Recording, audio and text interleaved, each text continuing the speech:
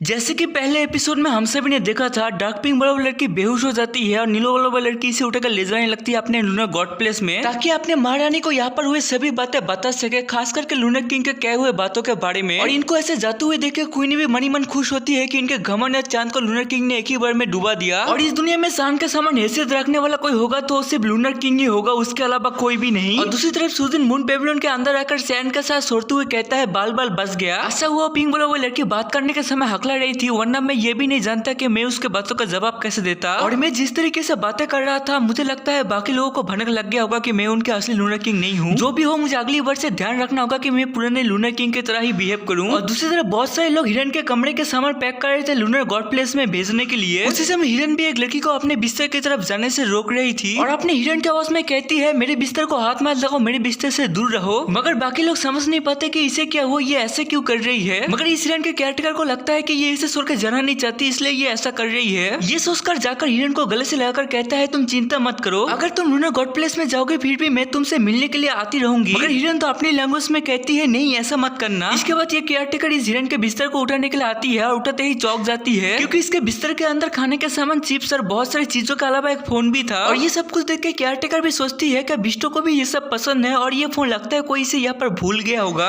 ये देखकर हिरन भी डर जाती है कि लगता है मेरा साज हिस्ट्री एक्सपोज होगा। उसी समय केयरटेकर भी फोन खोलते ही साज हिस्ट्री सामने आता है और साज हिस्ट्री में आप देख सकते हो रोमेंस मांगा से ही भरा हुआ था। उसी समय हिरन भी तैयार हो जाती है और आगे बढ़ती है केयरटेकर को ये सब देखने से रोकने के लिए। इसके बाद केयरटेकर का चिल्लाने का आवाज सुनाई देता है और फोन आसमान में उड़ रहा है और ये फोन उड़ते उड़ते सीधा हमारे सुजिन द लूनर किंग के हाथों में गिरता है। और ये देख के हिरन भी हिल जाती है और आसपास के सभी बंदे भी हिल जाते हैं और सुजिन के चेहरे को देखकर और भी ज्यादा घबरा जाती है कि इतने सारे बंदों में से सीधा जाकर के उसी के हाथों में ही गिरना था। नहीं, अभी सोचने का समय नहीं है, मुझे जल्दी जाकर किसी एक जगह पे छुपना होगा। उसी समय सुजिन भी इस मोबाइल के सृष्टि को देखते ही मुंह से हंसी निकल जाता है। ये देखकर वहाँ के सभी लोग भी हैरान हो जाते हैं कि लूनर किंग ने अभी मुस्कुराया और बिस्तर के पीछे से ये हिरन शर्माई जा रही थी। उसी समय सुजिन भी मोबाइल में दी डोमिनेटिंग बीस्ट नंबर के कुछ लाइनें पढ़कर सोचता है ये मानवा तो काफी ज्यादा ही अजीब है, जो भी इसे पढ़ रहा था या थी वो लगता है काफी ज्यादा रोमांटिक टाइप का होगा। और जिस समय सुजिन ये सब कुछ सोच रहा था तब सभी लोग अपने जगह पे बिना हिले डुले खड़े हुए थे और बिस्तर के पीछे ये हिरन छुप के बिना कुछ कहे सिर्फ शर्माई जा रही थी। और दूसरी तरफ सुजिन भी कुछ देर शांत रहने के बाद इस मोबाइल को छोड़कर सभी से कहता है ये हिरन लूनर गॉड प्लेस में बिकने वाला नहीं है, इसलिए तुम सभी लोग ये सामान यहीं पर छोड़ के निकल जाओ। और ये कह के पीछे मुड़ के जाते हुए फिर से कहता है शाम को डुअर मून किसी एक बंदे को भेजेगा जो आकर इस हिरन को खरीदेगा। ये सुनकर सभी लोग हिल जाते हैं कि लूनर किंग इस हिरन को खरीदना चाहते हैं। और दूसरी तरफ सुजिन भी जाते हुए सोचता है मैं यहाँ पर आया ही था इस हिरन को खरीदने के लिए और सिर्फ मुझे ही पता है ये बीस्ट एक सुप्रीम रैंक का बीस्ट है और मैं कैसे इसे किसी को ले जाने दे सकता हूँ। और ये सोचते हुए सुजिन बाहर निकल जाता है और सुजिन के जाने के बाद सभी लोग अपने एक दूसरे के मुंह देखने लगते हैं। पीछे से जो केयरटेकर लेटी पड़ी थी वो उठकर कहती है मैंने कभी सपने में भी सोचा नहीं था कि इस हिरन के खरीदने का डील कैंसिल होने के बाद को बताने के लिए स्वयं लूनर किंग यहाँ पर आएंगे। इसके बाद सभी लोग बातें करने लगते हैं कि मुझे ये जानना है लूनर गॉड प्लेस से जो दो लड़कियां आई थी उन दोनों का क्या हुआ। ये सुन के दूसरा बंदा भी कहता है मुझे मैसेज आया है जो दो लड़की आई थी वो दोनों डर के भाग गई। ये सुन के सभी लोग खुश हो जाते हैं कि लूनर किंग बहुत ही कमाल के हैं, ऐसे वैसे और ऐसे ही बातें करने लगते हैं। उसी वक्त इस हिरन के केयरटेकर कहती है मुझे तो ये जानना है कि उस फोन में ऐसा क्या था कि लूनर किंग देखते ही उसके मुंह से हंसी निकल गया। पीछे से हिरन गुस्से में आकर बहुत ही तेजी से जाकर अपने फोन को मुंह में उठाकर बाहर भाग जाती है। पीछे से सभी लोग रोकने की कोशिश करते हैं मगर ये हिरन चली जाती है और केयरटेकर भी सोचती है इसे आज क्या हुआ, ये इतना गुस्से में क्यों लग रही है। बाहर सभी बीच डर के साइड में खड़े हुए थे क्योंकि ये हिरन बहुत ही तेजी से आगे बढ़ रही थी। उस वक्त इस हिरन को भी सुजिन नजर आता है जो दुम दबा के भाग रहा था और सुजिन को देखकर ये सोचती है यही लूनर किंग है और इसने मेरा सीक्रेट देख लिया और इसको ये भी पता लग गया होगा कि मैं एक सुप्रीम रैंक के बीस्ट हूँ और मैं इसे किसी भी हालत में बाहर जाने नहीं दे सकता। ये सोचकर जोर से कहती है कि वही पड़ी रुक जाओ। ये सुन के सुजिन भी पीछे मुड़ के देखता है तो पीछे ये हिरन लड़ने के पोज में खड़ी हुई थी और कहती है तुमने मेरा सीक्रेट देख लिया है ना। ये सुनकर सुजिन भी सोचता है इसका बातें सुन के लगता है ये एक लड़की है। उसी वक्त ये हिरन भी कहती है अगर तुमने मेरा सीक्रेट किसी को बताया तो मैं तुम्हें छोड़ूंगी नहीं। मगर सुजिन भी कुछ भी नहीं कहता। ये देखकर हिरन भी सोचती है लगता है मैंने इसे बहुत ही ज्यादा ही डरा दिया। मगर उसी वक्त सुजिन भी कहता है कभी कभी अपने सीक्रेट को सभी को पता लगने देना सेहत के लिए अच्छा रहता है। हिरन भी कहता है मगर मेरे सेहत के लिए बहुत ही हानिकारक है। उसी वक्त सुजिन भी इसके मोबाइल पे देखे हुए कुछ रोमेंस मानवा के लाइनें कहता है कि हे औरत तुम बहुत ही इंटरेस्टिंग हो, तुमने मेरा इंटरेस्ट अपने तरफ खींचा। और ऐसे ही सुजिन कह ही जा रहा था और हिरन भी कहती है बस करो मैं और ज्यादा ये टॉर्चर सह नहीं सकता। सुजिन भी चुप हो जाता है और ये हिरन भी कहता है तुम लूनर किंग हो इसका मतलब ये मत समझो कि मैं तुमसे डर जाऊंगा और अगर तुमने मेरा सीक्रेट किसी